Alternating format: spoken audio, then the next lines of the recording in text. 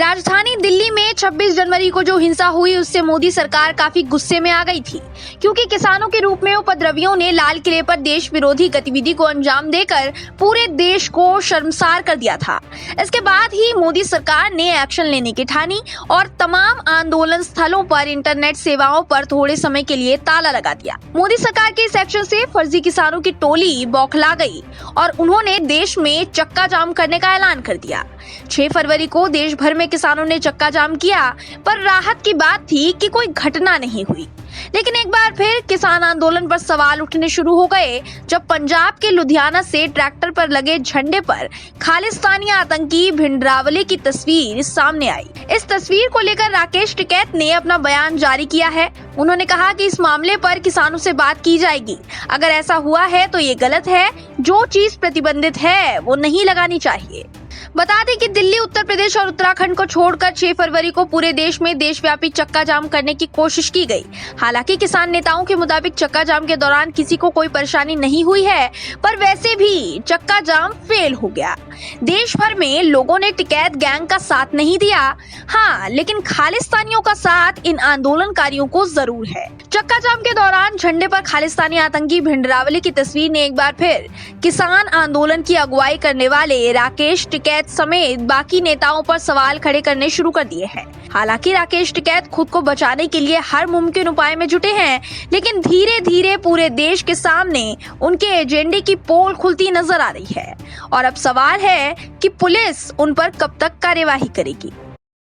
महाराष्ट्र की महाविकास आघाड़ी में एक बार फिर आरोप प्रत्यारोप का दौर जारी है, जिससे महाराष्ट्र सरकार की नींव कमजोर होती दिखाई पड़ रही है।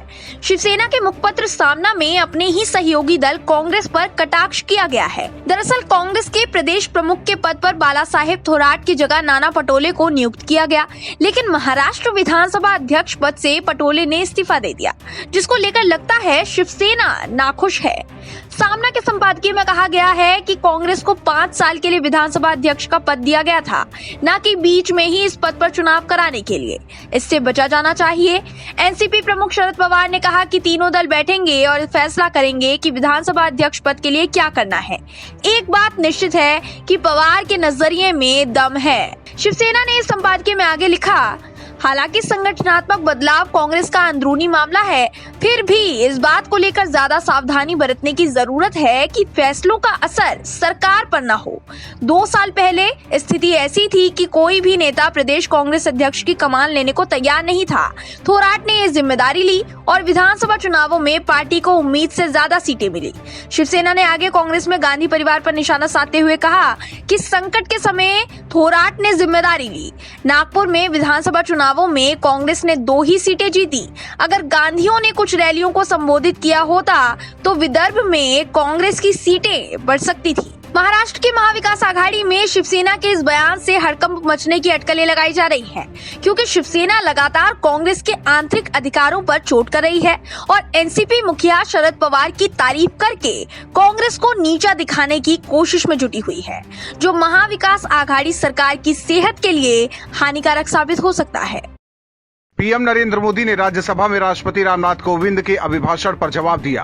पीएम के भाषण के बाद विपक्ष के साथ राकेश टिकैत भी बेचैन हो गए। दरअसल पीएम मोदी ने राज्यसभा में अपने संबोधन के दौरान कहा कि एमएसपी था, है और रहेगा। इतना ही नहीं, उन्होंने मंडियों के भी आधुनिकीकरण की बात कही है। इसके साथ ही पीएम मोदी ने गुजारिश की है कि किसानों को अपना धरना प्रदर्शन खत्म करना चाहिए। पीएम मोदी ने कहा कि किसानों से केंद्र सरकार ने बातचीत की है और आगे भी चर्चा के लिए तैयार है। अब किसानों का आंदोलन खत्म होना चाहिए और चर्चा जारी रहनी चाहिए। मोदी के संबोधन के बाद आंदोलनकारियों की टेंशन बढ़ गई, क्योंकि पीएम मोदी ने साफ शब्दों में कहा कि एमएसपी था, है और रहेगा। ऐसे में पोल खुलता देख राकेश टिकैत हरकत में आए और बयान जारी कर कहा कि न्यूनतम समर्थन मूल्य यानी एमएसपी को लेकर उलझाया जा रहा है। एमएसपी पर कानून बनने से ही देश के किसानों को फायदा होगा। एमएसपी पर कानून नहीं होने से ही व्यापारी किसानों को लूटते हैं। टिकैत ने कहा कि तीनों कृषि कानून वापस हों और एमएसपी पर कानून बने, तभी समस्या का समाधान होगा। इसके अलावा राकेश टिकैत ने विपक्षी खेमे को झटका दिया है। दरअसल 26 जनवरी की हिंसा के बाद राकेश टिकैत को विपक्ष में बैठे राजनीतिक दलों का भरपूर समर्थन मिलने लगा। कांग्रेस समेत दूसरे दलों के नेता टिकैत के तंबू में हाजिरी लगाने पहुंचने लगे और धरना स्थल पर मोदी के खिलाफ बयानबाजी तेज हो गई। ऐसे में साफ हो गया कि आंदोलन के नाम पर मोदी विरोधी एजेंडा चलाया जा रहा है।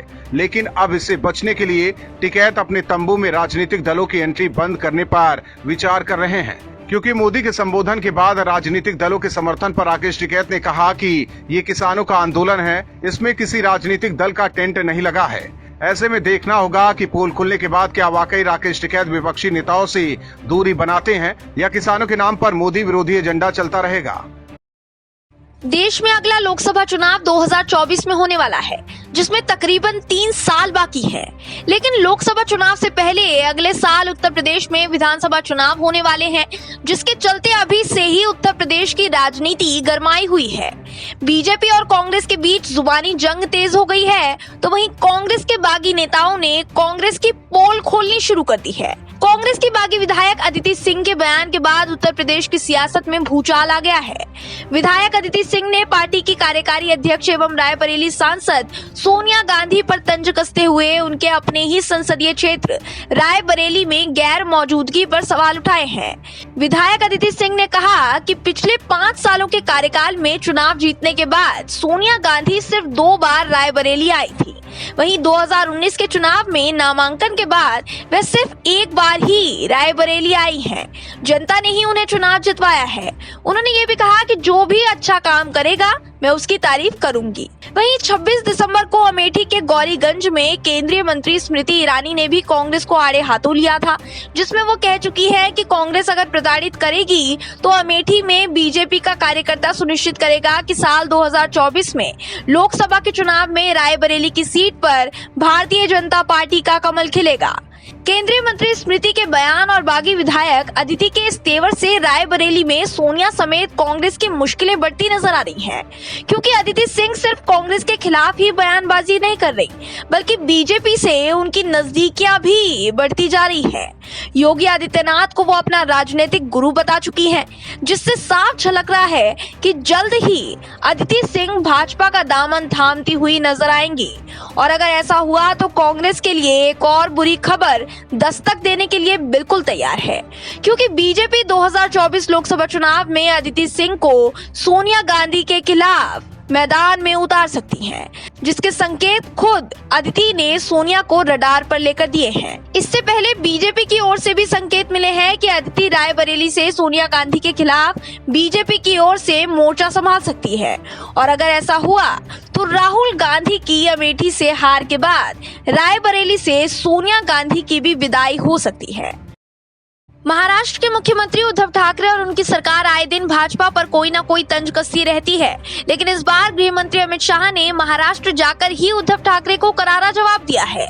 शिवसेना के गढ़ कहे जाने वाले सिंधुदुर्ग में बीजेपी सांसद नारायण राणे मेडिकल कॉलेज का उद्घाटन करने पहुंचे गृह मंत्री अमित शाह ने उद्धव ठाकरे के लगाए हुए सभी बेबुनियाद आरोपों का जवाब दिया।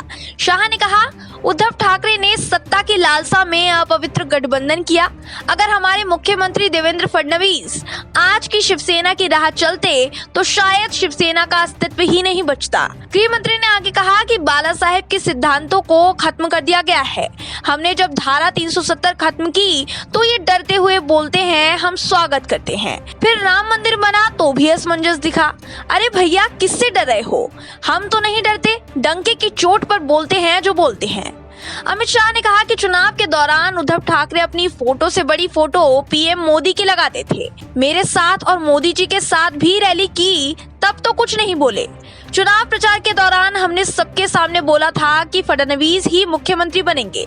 शाह ने महाविकास आघाड़ी पर शिकंजा कसते हुए कहा कि यहाँ 3 पहिए वाली सरकार है, जहाँ तीनों पहिए अलग अलग चलते हैं। इसलिए आज मैं महाराष्ट्र की जनता को याद दिलाना चाहता हूं कि वो हमारे ऊपर आरोप लगाते हैं कि हमने वादा तोड़ा है। वो कहते हैं कि बंद कमरे में बैठक हुई थी, ऐसा कुछ भी नहीं हुआ था, ये झूठ है।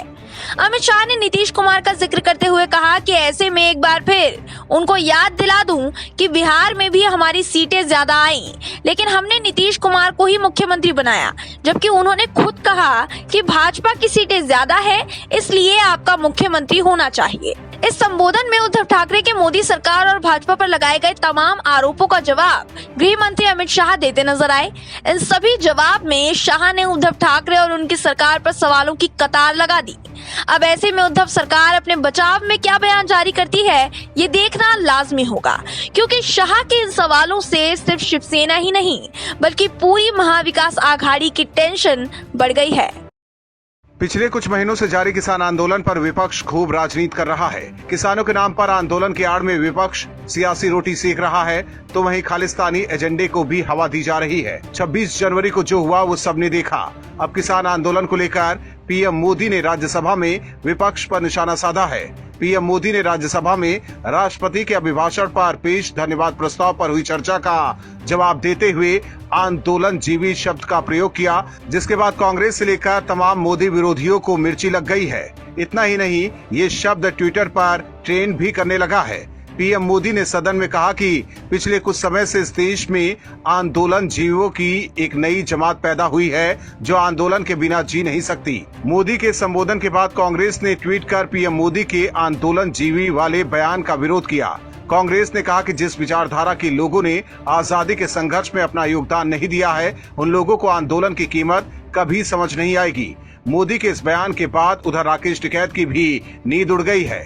टिकैत अब राजनीतिक दलों से दूरी बनाने की बात कह रहे हैं। टिकैत ने कहा कि ये किसानों का आंदोलन है, इसमें किसी राजनीतिक दल का टेंट नहीं लगा है।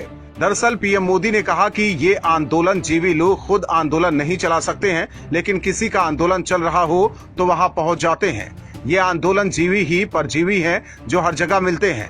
मोदी ने कहा कि हमने बुद्धिजीवी सुना था, लेकिन कुछ लोग आंदोलन जीवी हो गए हैं। देश में कुछ भी हो वो वहाँ पहुँच जाते हैं, कभी पर्दे के पीछे और कभी फ्रंट पर। ऐसे लोगों को पहचान कर हमें इनसे बचने की जरूरत है। पीएम मोदी ने जैसे ही आंदोलन पर विपक्ष की पोल खोली, वैसे ही विपक्षी खेमे में तो हड़कंप मचा ही। साथ ही राकेश टिकैत ने भी विपक्ष को मंच देने की बात पर पलटी मारने लगे, क्योंकि पूरे देश ने देखा है कि 26 जनवरी हिंसा के बाद कैसे आंदोलन स्थल पर राजनीतिक दलों का मेला लगा और हर दिन मोदी विरोधी बयानबाजी हुई। कांग्रेस सहित दूसरी दलों के नेता राकेश टिकैत से मिलने पहुंचने लगे और टिकैत विपक्षी नेताओं के हीरो बन गए। लेकिन पीएम मोदी के संबोधन के बाद राकेश टिकैत ने संकेत दिए हैं कि अब वो राजनीतिक दलों से दूरी बना सकते हैं। Bureau report, OMH news. और भी वीडियोस देखने के लिए चैनल को सब्सक्राइब करें और बेल आइकन को दबाएं।